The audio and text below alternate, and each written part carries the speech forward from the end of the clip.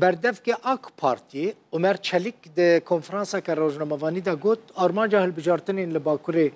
سوری آوا کرنا دولتا که تروریه گور گوتناوی چلیک دبیجه که او بردوامی چافدیریا باکور سوری دکن و ترکی جو تجاران ری ناده و یکی که همو اوایی با یعنی چه بدل ورا داینجی اول دجی هالبجارتنان در کهون و ری نادن که هالبجارتنین شالداریان چی ببن ما بس توان جه هالبجارتنین که ویل نافچین ری ببریا خسر لروج آوای کرسانی چی ببن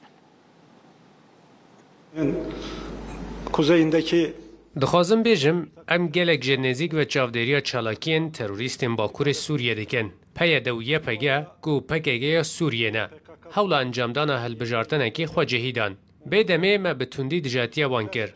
هون دبینن که نهاجی حول جدا هنه بو بره و برناوه هالبجارتنه که بری نها هاتبو باشخستن از دخوازم بیجم حلوست عمل سرویه که زلاله یا راست او هالبجارتنه اکنینه لی او سود ورگرتن جریه که بوی کو بکار بن دولت کی بچوک یا ترور آوا بکن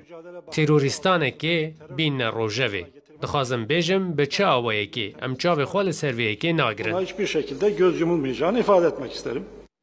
ایرو پودکاست کنو یا چاوی سیم هاتا وشاندن مجارا پودکاست وی هفته هفدیتن دناور حکومت ترکیه و سوریه داو میوان وی جاره مامسته پیوندی ناف دولتی پروفسور دکتر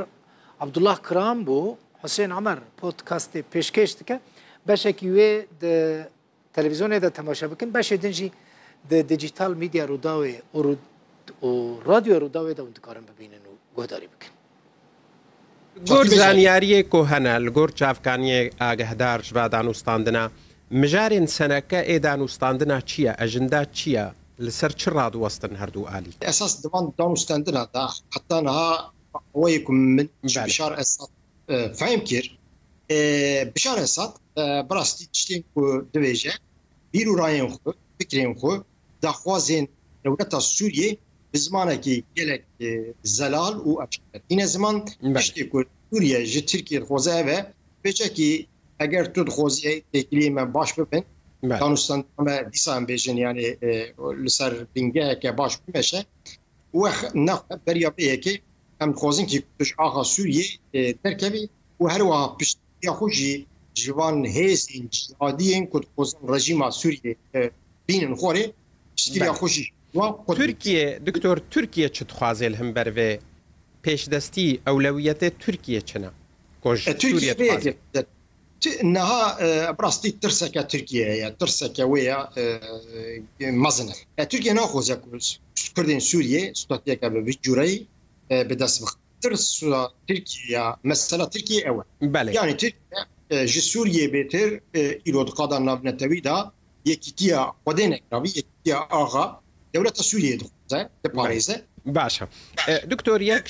تشتكو تركيا بحث كيل كوركو زانياريه درت كمن داخواز الحكومه السوريه كي كو الي كاربج بو تركيا جبو روبروبونا حسده ريفبريا خسر بهبونا امریکا روش آوای کردستانه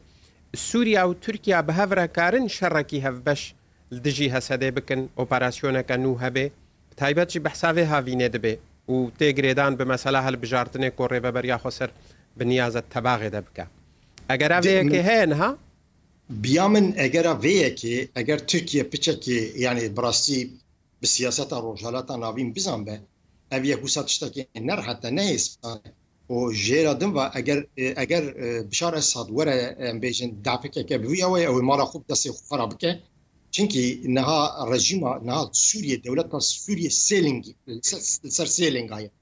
لینگ یک جی رژیم اسد او جی تدی بیشن خود سپره هزین شیعی نصایری علویین بیشن سوریه و هر واقع خریستیان سوریه جی پشتگیری دیکن هزک کردن و هزک دجی جهادین سوریه نه کوجش 2011 هم بروا لنبر رژیم سوریه شرط کن همچی به پشتگیری ترکیه شرط کن به بمان او روسیا بخون زکو ترکیه و امبیجن سوریه لهدو بینه و هر وا لنبر کردان به هر دو آلیان به دستی هر دو آلیان اپراسیون که چیکه به اپراسیون که بی جوری یعنی اپراسیون که بی جوری جبوی پیش روزا اساد جی نباشه چی روزا کو امبیجن کرد يعني هيزا كردان سوريا بشكي ووقتي او هيزين جهادي هيزين سوني از باورم بچكي جي تركيا كو اليكاريا ام بكي او رژيم صدام بينو